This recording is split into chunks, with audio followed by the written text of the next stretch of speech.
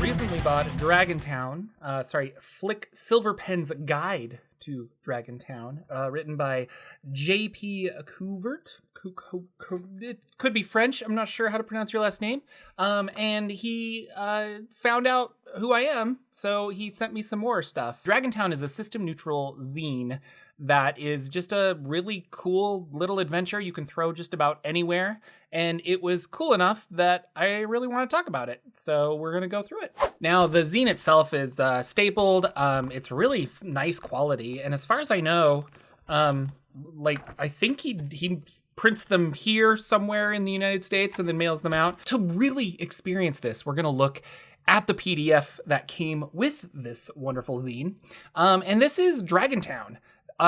It's an adventure, also just like a town that has a problem. So when your players come up to it, they can be like, what's the problem with this town? And the town's problem is that there is normally a dragon here that protects the town, but the dragon is missing and nobody really knows what's going on. And so that's the mystery that your players get to solve. 23 pages. This is both illustrated and written by one of those very talented people that can do both. And I'm just amazed. So we have a great little picture of Dragontown here. And then how do I use this? And then what are some adventure hooks to get my players here? So I want to talk about how to use this guide.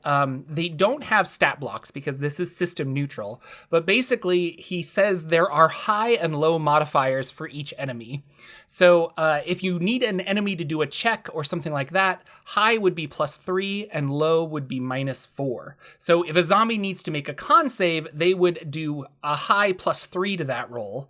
But if they need to make an intelligence check, that would be a low roll of like -4. And that really fits well, I feel. Like it's just a simple thing that you could use for a lot of different systems. Now, that system is going to be a little more swingy in an OSR sense and less swingy in a D&D 5e sense. But if you're reading zines that are part of system neutral zines, you probably know how to adapt things on the fly. And if you don't, try and see what happens, because that's the fun part. So we get a little bit of the history of Dragontown here. This art is just so much fun. And then all of these different NPCs and common knowledge. So when you talk to random NPCs, they can get like knowledge about what the Ugly Mug Tavern is the best place to stay for travelers and things like that. And the ruins of Malumir Castle are covered in poisonous vines that are probably there to protect the dragon's treasure. But where's the dragon? We don't know. This entire town, their economy functions on magic apples.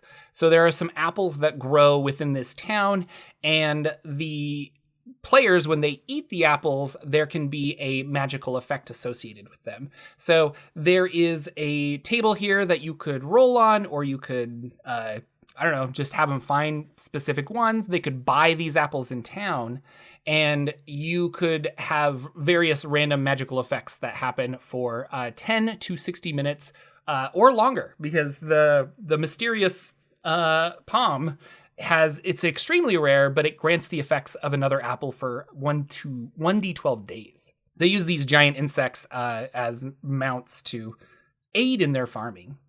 Speaking of NPCs, we have Quinn here, and Quinn is 4 arms, 1 eye, and she runs this sundries market.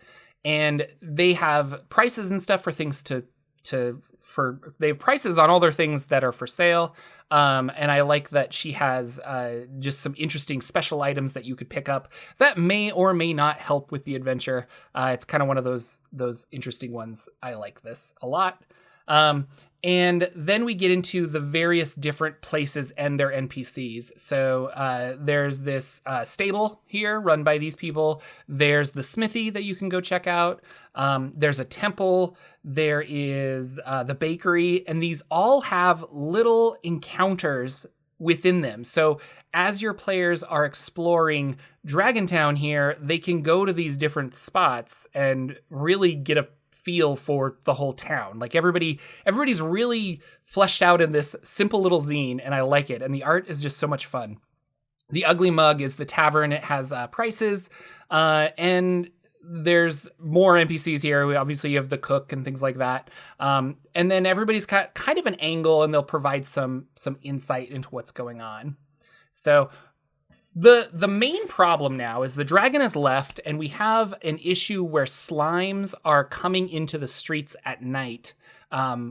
Basically little oozes, and they're eating all of the magic apples. They're very interested in all of these magic apples.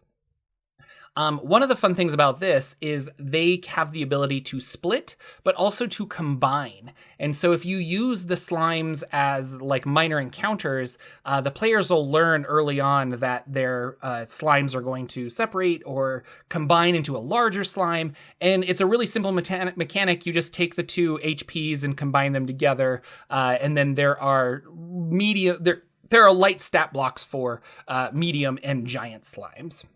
Everyone's got a problem with slimes. They're going to ask for your help. There are some funny goatman people here that I thought was really interesting. This grandpa's farm, these goats are eating his magic apples. The alley cats are a crime syndicate, a feline crime syndicate of some kind.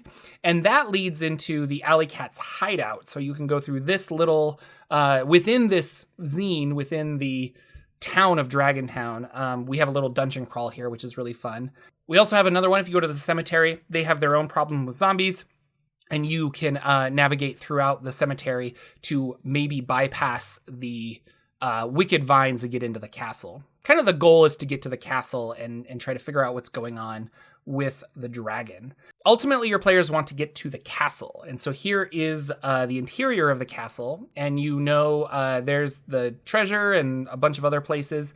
You can get here a variety of ways. It's one of those fun things where if your players figure out how to get past the thorny vines, awesome. Because ultimately you don't want to stop them from coming here. This is how they get here. But there's multiple ways to get into the castle, all of them viable. And I like it when your players can, they don't pick one, they figure it out and they think, oh yeah, we bypassed this puzzle. So again, super fun art. We have a giant sludge because of course we have more slimes coming together on the inside. And then the finale, which I won't spoil, but there are some things going on. And a fun little picture of Dragontown from afar with all of these other little areas connecting. And a lot of those other little areas connect to these other zines that he wrote. I think some of these are for sale on his website, which I'll link down below, but also a lot of these are part of his Patreon package. And none of this is affiliate or anything. I just thought it was cool enough I wanted to make a video on it. A lot of the playtesting was done with, I think, Knave and some other stuff. Yeah, that's right. Dragontown was playtested using Knave by Ben Milton over there at Questing Beast. It's really fun. I just think the art's super cute.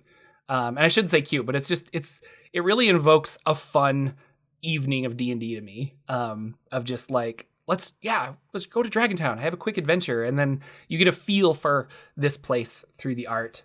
And that's Dragontown. A lot of these zines, they're so fun. The Dragontown is by far the thickest. And then some of these are a little thinner, but they're all within this world. And there are hints within Dragontown that can take you to all of these other different little adventures that he's got. I should probably get a cool setup so I can show you, because I don't have PDFs of these, but they're super fun. And just again, like the art style is really, really cool. So thank you again, JP, for sending me these.